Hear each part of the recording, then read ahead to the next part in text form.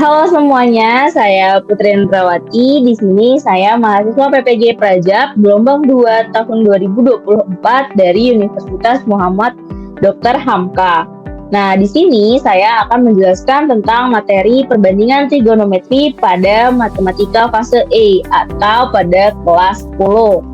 Nah, untuk itu mari kita mulai. Nah, di sini proses pembelajarannya melalui model PBL dan pendekatannya melalui CRT atau Culturally Responsive Teaching, dan yang digunakan metodenya adalah diskusi, tanya jawab, berbentuk video, PowerPoint, serta berbasis LKPD.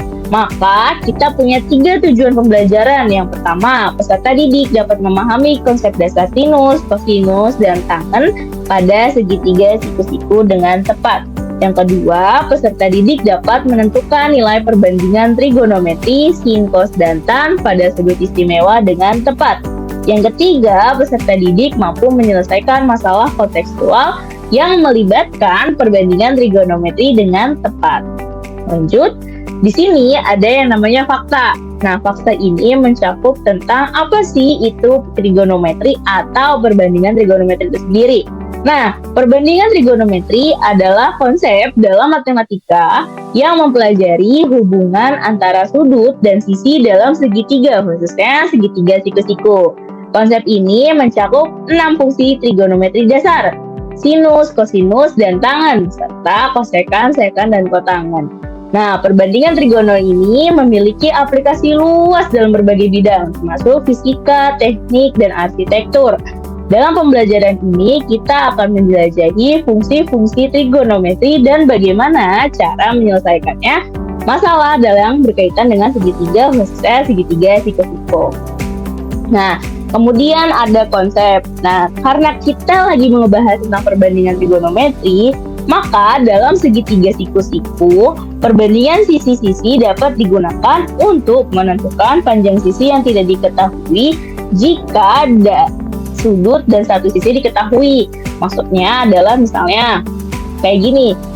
Nah, ini kan sisinya, ini juga sisi, ini juga sisi. Nah, ini akan kita cari kalau misalnya salah satu sudutnya ini, sudut di antara ini itu diketahui. Gitu. Nah, terus udah gitu, untuk prosedurnya sendiri, caranya adalah misalnya, pertama, di sini kan kita hanya menggunakan 3 fungsi trigonometri utama. Yang pertama, sin, cos, dan tan. Nah, kita ambil contoh di sini nih. Misalnya di sin. Cara mencari sin alfa, berarti ini ada di sudut alfa. Terus udah gitu, depan per miring. Atau kalau misalnya kita tahu gimana sih cara cari depannya, nah, cara cari depannya itu tinggal kita tarik garis ke sini. Ini adalah sisi depan. Nah, terus sisi miringnya adalah kita bisa melihat sisi paling terpanjang dalam segitiga siku-siku, yaitu sisi C. Terus udah gitu, kayak cos alfa, berarti sudut yang dicari adalah sudut yang ini, atau sudut yang dinamakan cos alfa itu adalah sudut yang sebelah sini. Nah, terus gimana sih cara cari sisi sampingnya? Adalah tinggal kita tarik ke bawah. Nah, ini adalah sisi samping. Gitu. Nah, termasuk di tan. Berarti kan tan ini kayak tan alfa. Tan alfa itu dia ada sisi depan, ini depan, dan ini ada sisi samping. Gitu. Kita lihat lagi, ini sin alfa, cos alfa, tan theta, atau sin beta, cos beta, atau tan beta. Tinggal dilihat dari sudut yang ditanyakannya. Oke, kita lanjut ke metakognitif. Di sini metakognitif ada perencanaan strategi penyelesaian soal, di mana peserta didik perlu merencanakan langkah-langkah yang tepat untuk menyelesaikan masalah, seperti memilih fungsi trigonometri yang sesuai dengan berdasarkan informasi yang diberikan. Yang kedua, ada evaluasi proses dan hasil, di mana peserta didik menyelesaikan latihan dan diharapkan mengevaluasi apakah langkah-langkah yang digunakan sudah sesuai dengan teori yang dipelajari, seperti konsistensi dalam perhitungan panjang, sisi, dan sudutnya. Nah, yang ketiga, ada refleksi untuk perbaikan. Apabila terdapat kesalahan atau kesulitan peserta didik dapat merefleksikan prosesnya, mengidentifikasi konsep yang kurang dipahami seperti perbedaan antara fungsi, sinus, kosinus, dan tangan itu sendiri. Nah, lanjut di penamaan segitiga siku-siku. Nah, kita lihat di sini hubungannya apa sih sama trigonometri? Tadi kan sudah dilihat kalau misalnya itu tuh ada yang namanya hubungan antara sisi dan sudut. Nah, yang di sini yang diketahui adalah sudut alfanya nih di sini nih. Berarti cara mencari sisi depannya tinggal kita tarik garis ke depan. Nah, ini adalah sisi depan atau opposite yang kita namakan sisi A, yaitu sisi depan yang sudut yang akan diukur. Terus udah gitu ada kan samping. Samping dari sudut ini tinggal kita tarik garis ke bawah atau ke sampingnya. Nah, sisi B adalah sisi samping atau adjacent, yaitu sisi yang bersebelahan dengan sudut yang diukur.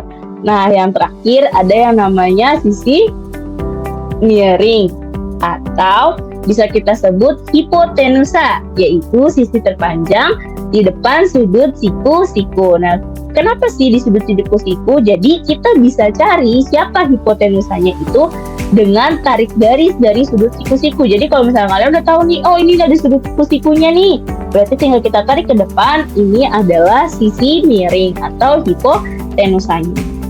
Nah, di sini berkaitan erat banget dengan Pythagoras. Nah, kita belajar sedikit ya sejarah dari Pythagoras itu sendiri. Nah, teorema Pythagoras pertama kali ditemukan oleh seorang ahli matematika berkebangsaan Yunani yaitu Pythagoras. Teorema Pythagoras menjelaskan mengenai hubungan antara panjang sisi pada segitiga siku-siku. Bunyi teorema Pythagoras yaitu pada segitiga siku-siku, kuadrat sisi terpanjang adalah sama dengan jumlah kuadrat sisi-sisi penyikunya. Dengan teorema tersebut, maka sisi dalam segitiga siku-siku dapat ditulis seperti ini. Nah, gimana sih maksudnya dari teorema Pythagoras ini yang telah disebutkan sama si Pythagoras ini, ahli Pythagoras ini? Nih, kita bisa lihat tadi kita sudah belajar bahwasannya sisi terpanjang itu adalah depan dari sudut siku-siku itu sendiri. Berarti ini ada sudut siku-siku. Kita tarik ke depan dan ini adalah sisi miringnya. Karena sisi miring itu berhadapan atau depan-depanan dengan segitiga siku-siku. Nah, tadi kan teorema Pythagoras itu berbunyi bahwasannya sisi miring itu sama dengan sisi penyikunya. Berarti di mana si panjang sisi C ini itu sama dengan jumlah dari sisi A dan ditambah sisi B, dan itu dikuadratin. Makanya jadinya seperti ini. Nah, kalau misalnya mau cari sisi A bisa dengan teorema Pythagoras seperti ini, dan mau sisi B mencari Pythagoras seperti ini. Oke, kita lanjut. Nah, misalnya nih ada contoh sebuah kapal berlayar ke utara sejauh 15 km. Kemudian berbelok ke arah barat sejauh 36 km. Terus udah gitu hitunglah beberapa jarak dari titik awal keberangkatan kapal ke titik akhir. Sebelumnya kita ingat kembali bahwasannya sudut arah mata angin itu yang utama ada 4. Yang pertama ada utara, selatan, barat, dan timur. Nah, di sini kita bisa gambar bahwasannya misalnya gini, sebuah kapal berlayar sejauh 15 km ke arah utara, berarti kan ke arah atas. Jadi bisa kita gambar seperti ini ke arah utara sejauh 15 km.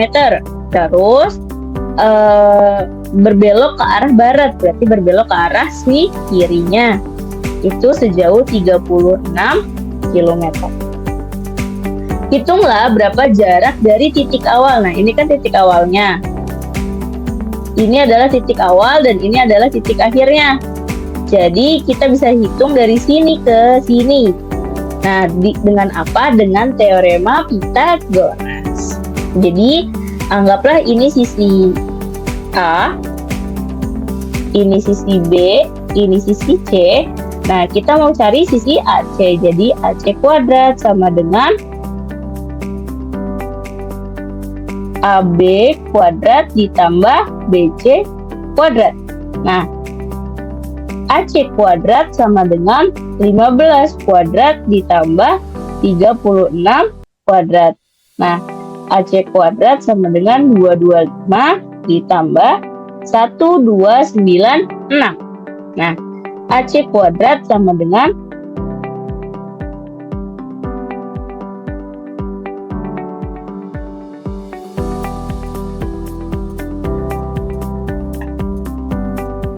AC kuadrat sama dengan 1521. Berarti panjang AC-nya adalah akar dari 1521 atau sama dengan 31 km. Seperti itu. Lanjut, kita ke perbandingan trigonometri pada segitiga siku-siku. Nah, mempelajari trigonometri dimulai dengan mempertimbangkan segitiga siku-siku dan sudut lancip yang diukur dalam derajat. Sebuah sudut lancip adalah sudut yang berukuran lebih dari 0 derajat dan kurang dari 90 derajat. Huruf Yunaninya biasanya ada alfa, beta, theta, dan segala macamnya sering digunakan untuk menotasikan sudut. Anggap sebuah segitiga siku-siku dengan sudut lancipnya alfa. Sisi yang berhadapan dengan sudut siku-siku disebut hipotenusa atau sisi miring. Sisi lainnya mengacu pada posisi relatif terhadap sudut lancip alfa. Satu sisi di depan alfa dan di samping alfa. Nah, contohnya kayak yang tadi. Nih, sudut siku-siku nih, sisi yang berhadapan dengan sudut siku-siku disebut hipotenusa. Berarti yang berhadapan itu kita tidak ke depan, ini adalah hipotenusanya. Nah, terus udah gitu, sisi yang lainnya itu mengacu pada relatif sudut lancipnya. Nah, yang di sini kan yang diketahui sudut ini. Berarti ini adalah sisi depan dan ini adalah sisi samping. Oke, kita lanjut. Seperti penjelasan di awal, bahwasannya kita hanya mempelajari 3 fungsi utama dari trigonometri itu sendiri. Nah, yang pertama ada sin, cos, dan tan. Nah, seperti penjelasan di awal, di tan ini tan alfa, berarti sudut yang dicari adalah sudut di alfa ini. Nah, itu ada depan. Gimana cara cari depannya? Tinggal kita tarik garis ke depan. Berarti A ini adalah sisi depan dari sudut alfa itu sendiri. Nah, terus sisi sampingnya itu ada di sini. Tinggal kita tarik ke bawah. Nah, ini adalah berarti B-nya sisi samping dari sudut tan alfa. Terus kemudian berarti tan alfa itu sama dengan D depan per samping, atau bisa kita singkat D per sa atau desa. Terus ada yang kedua sin alfa. Nah, sin alfa itu sendiri tinggal kita lihat dia ada di sudut alfa di sini. Kemudian sin alfa itu mempunyai rumus demi atau depan per miring. D-nya yang mana? D-nya itu adalah ini, sisi A. Nah, terus miringnya tinggal kita tarik garis dari segitiga siku-siku atau dari sudut siku-siku itu sendiri. Nah, bisa kita lihat sudut siku-sikunya itu atau depannya itu adalah sisi C. Berarti sin alfa itu adalah A per C. Nah, kemudian di cos alfa itu ada samping per miring atau bisa kita singkat dengan sami. Nah, di mana samping ini tinggal kita lihat di sini. Dari sudut alfa tinggal kita tarik ke bawah, itu berarti dia adalah sisi samping, yaitu sisi B-nya kalau dilihat dari gambar. Terus ada sisi miringnya, tinggal kita lihat. Ini ada segitiga siku-siku, kita tarik ke depan, ini adalah sisi miringnya. Jadi cos alfanya itu adalah B per C. Nah, kemudian bisa kita lihat contoh nih, bahwasannya diketahui segitiga ABC dengan siku-sikunya di C dengan panjang sisi A yaitu akar 5 dan panjang sisi B adalah 2. Nah, jika sudut BAC adalah sama dengan alfa, tentukanlah nilai, kita pakainya ketiga ya, karena kita sedang belajar ketiga perbandingan trigonometri untuk sudut alfa. Oke, kita lanjut. Nah, di sini ada segitiga siku-siku. Berarti siku-sikunya itu di C, berarti di sini. Nah, terus udah gitu, berarti di sini adalah C-nya, terus C kecilnya, terus ini bisa kita taruh di mana aja, yang A-nya sama yang B-nya. Terus udah gitu sisi A-nya, berarti sisi yang di depan ini adalah akar 5. Terus sisi B-nya ini sama dengan 2. Maka yang ditanya adalah sudut BAC, berarti BA. Nah, berarti di sini. Ini adalah sudut alfa. Tentukan nilai ketiga perbandingan trigonometri untuk sudut alfa. Nah, sebelumnya kita belum tahu nih hipotenusanya berapa, sisi miringnya. Nah, bisa kita cari dengan segitiga siku-siku atau perbandingan segitiga siku-siku teorema Pythagorasnya. Jadi C kuadrat sama dengan A kuadrat ditambah B kuadrat. Nah, C kuadrat sama dengan akar 5 kuadrat ditambah 2 kuadrat. Berarti C kuadrat sama dengan akar 5 dikali akar 5, berarti sisa 5. Terus 2 kuadrat berarti itu 4. Berarti C kuadrat sama dengan 9. Nah, C-nya adalah akar 9. Berarti C-nya sisinya adalah 3. Berarti ininya adalah 3. Nah, kita gambar ulang aja deh biar lebih jelas. Ini sudut C, ini sudut A, ini sudut B. Ini akar 5, ini 2, dan ini 3. Nah, trigonometrinya yang pertama kita pakai sin alfa. Nah, sin alfanya berarti tadi kan kita bisa tahu sin alfa itu sisi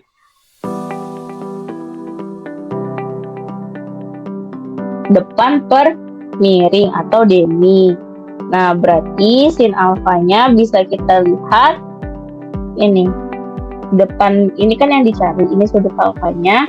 Berarti akar 5 per sisi miringnya yaitu 3.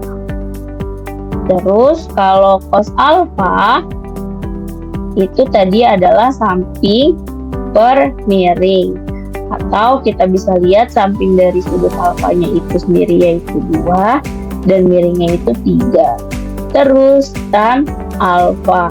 Nah, kalau tan alfa tadi kita bisa sebut dia itu desa, yaitu depannya akar 5 per sampingnya itu 2. Oke, ini adalah untuk jawaban dari ketiga perbandingan trigonometri di sudut A. Nah, terus udah gitu ada perbandingan trigonometri pada sudut istimewa. Nah, sudut istimewa adalah suatu sudut di mana nilai perbandingan trigonometrinya dapat ditentukan secara langsung tanpa menggunakan daftar trigonometri dan kalkulator. Sudut yang dimaksud adalah sudut-sudut yang besarnya 0 derajat, 30 derajat, 45 derajat, 60 derajat, dan 90 derajat.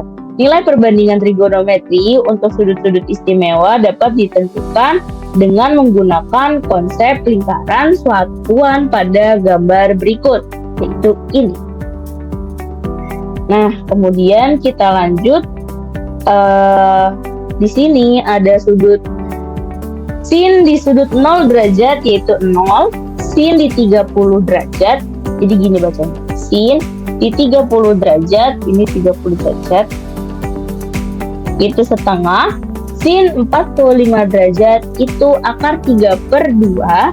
Sin 60 derajat itu akar 2/2, dan sin 90 derajat itu 1. Nah, kemudian ada cos. cos 0 derajat yaitu 1, cos 30 derajat itu akar 2 per 2, cos 45 derajat itu akar 3 per 2, cos 60 derajat itu 1 per 2 atau setengah, dan yang terakhir adalah cos 90 derajat yaitu 0. Kemudian ada tan 0 derajat itu 0, tan 30 derajat itu 1 per akar 3, tan 45 derajat itu 1, dan kemudian tan 60 derajat itu akar 3, terus tan 90 derajat itu tidak terdefinisi. Nah, kita mulai ke latihan soal nih. Yang pertama itu ada perbandingan sin alfa. Nah, sin alfanya itu sudut panjang B. Nah, ini sisi B-nya itu sama dengan 7. Terus sudutnya itu udah diketahui 30 derajat. Berarti bukan sin alfa, sin beta, berarti di sebelah sini. Berarti sin beta itu sama dengan rumus sin itu dB. Nah, yang ditanya, nah depannya itu adalah kita tarik garis. Berarti depannya itu B, miringnya tinggal kita tarik garis ke depan, set, dari sudut siku-siku, yaitu sisi C. Nah, berarti yang ditanya adalah panjang sisi C-nya. Berarti kita kan udah tahu sudut betanya ini itu 30 derajat. Nah, B-nya itu B per C, atau bisa kita ituin sin 30 derajat itu yaitu tadi setengah, kemudian B-nya itu kita bisa tahu dia 7 per C, atau bisa kita tulis C sama dengan 7 dikali 2 per 1, atau 7 sampai C-nya adalah 14. Jadi sisi C-nya ini bisa kita ketahui panjangnya adalah 14 cm. Kemudian perbandingan soal cos alfa, yaitu di mana sisi C-nya itu 4 cm dan sisi B-nya itu 2 akar 3. Nah, tinggal kita cari sudut di alfanya. Tadi cos alfa itu tadi samping per miring. Nah, sampingnya itu adalah sisi ini 2 per akar 3. Nah, miringnya itu tinggal kita tarik garis dari si C, berarti sama dengan 4. Berarti cos alfanya 2 per 4 akar 3, atau bisa kita sederhanain cos alfanya adalah 1 per 2 akar 3. Nah, berarti cos alfa dari 1 per 2 akar 3 yaitu adalah cos 45 derajat. Berarti sudut alfanya tinggal kita coret nih si cosnya adalah 45 derajat. Seperti itu. Terus udah gitu selanjutnya ada di tan. Sebuah segitiga siku-siku memiliki sudut alfa. Jadi yang ini nih, sudut ini 30 derajat dan panjang sisi B adalah 10 cm. Nah, yang ditanya adalah berapa panjang sisi A-nya. Karena udah diketahui, kita lagi nyari tan. Nah, tan itu tan sudut alfa yaitu D depan per samping atau D1. Nah, depannya bisa tinggal kita tarik garis dari sudut alfa yaitu sisi A. Terus sampingnya tinggal kita tarik garis ke bawah yaitu sisi B. Nah, kita udah tahu tannya itu sudutnya 30 derajat sama dengan A per B. Nah, tan 30 derajat itu adalah 1/4 akar 3. Nah, A-nya yang kita cari, B-nya yaitu 10, atau nilai A sama dengan 1/4 akar 3 dikali 10. atau jadinya 10 per akar 3. Jadi sudut A-nya yaitu 10 per akar 3. Nah, kemudian kita punya masalah kontekstual nih. Tadi kan kita di awal bilang kalau kita menggunakan CRT. Nah, masalah kontekstualnya ini dengan budaya Jakarta. Kita baca ya. Pak Jamal bekerja sebagai pembuat ondel-ondel sedang membuat dekorasi untuk acara Betawi dengan memasang ondel-ondel. Secara historis, ondel-ondel sudah ada sebelum 1600 Masehi. Ondel-ondel adalah ikon budaya Jakarta atau Betawi yang telah ada sejak abad ke-17, yaitu berdampingan lah ya. Nah, bukti ini tercatat dalam buku perjalanan yang ditulis oleh seorang pedagang dari Inggris bernama Westcott. Awalnya digunakan sebagai penangkal bala dan penjaga kampung. Namun, kini ondel-ondel menjadi bagian seni dan budaya yang sering hadir dalam festival atau perayaan. Nah, tinggi ondel-ondel yang akan dipasang oleh Pak Jamal yaitu setinggi 4 meter. Nah, ondel-ondel ini ingin dihias dengan kain yang menjuntai dari puncak tiang ke pangkal tiang. Jika jarak tiang dan ondel-ondel sejauh 3 meter, berapa nilai perbandingan trigonometri sinus, kosinus, dan tangan yang dibentuk? Oke, kita lanjut ya penyelesaiannya. Yang pertama, kita tahu bahwasannya tadi jaraknya di sini adalah 3 meter dari tiang ke sini 3 meter. Terus jarak ondel-ondelnya itu adalah 4 meter atau panjangnya ini adalah 4 meter. Nah, kemudian yang kita ditanyakan itu adalah perbandingan sisinya kan. Sebelum itu kita cari dulu nih sudut yang sebelah sini. Caranya gimana? Dengan teorema Pythagoras. Ini kan adalah sisi miringnya ya. Berarti kita bisa tulis C kuadrat sama dengan A kuadrat tambah B. Berarti C kuadrat sama dengan 4 kuadrat ditambah 3 kuadrat. Berarti C kuadrat sama dengan 16 ditambah 9. Nah, C kuadratnya sama dengan 25. Atau C-nya adalah akar dari 25. Maka C-nya adalah 5. Nah, berarti kita udah punya segitiga siku-siku yang kokoh nih. Di mana? Oh, kebalik. Sebentar.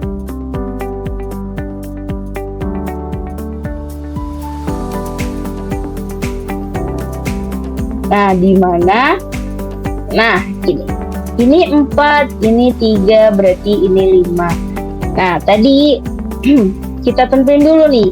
Ini adalah 5 ini hipotenusa. Nah, terus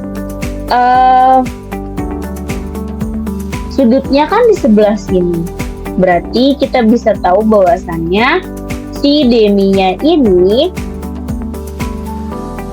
depannya ini adalah sisi ini. Berarti ini adalah depannya dan ini adalah sampingnya. Terus udah gitu berarti tinggal kita cari sinnya. Anggaplah sudut itu kita namain sin alfa. Di mana sin alfa itu adalah D per Mi. Nah, depannya itu adalah 3. Miringnya itu adalah 5. Jadi sin alfanya yaitu 3 per 5. Terus udah gitu kalau cos alfanya yaitu sa per miring atau samping per miring. Sampingnya itu tadi adalah 4. Nah, miringnya adalah 5. Terus yang terakhir yaitu tan alfanya. Nah, tan alfanya itu berarti D per sa atau depannya itu 3, sampingnya itu 4. Nah, ini adalah rangkuman atau hasil dari yang ditanyakan, yaitu perbandingan trigonometri dari sin, cos, dan tan. Di sini 3/5, cosnya 4/5, dan tannya 3/5. Nah, untuk latihan soal, kalian bisa menjawab soal yang ini, yaitu seekor kelinci yang berada di lubang tanah tempat persembunyiannya melihat seekor elang yang sedang terbang dengan sudut 60 derajat seperti yang ada di gambar. Nah, jika antara kelinci dan elang itu adalah 18 meter, maka tinggi elang dari atas tanah adalah titik-titik. Silakan menjawab, jangan lupa dijawab ya. Kemudian serahkan hasilnya itu ke guru kalian masing-masing. Oke, sekian dan terima kasih penjelasan dari saya. Kurang lebihnya mohon maaf. Assalamualaikum warahmatullahi wabarakatuh.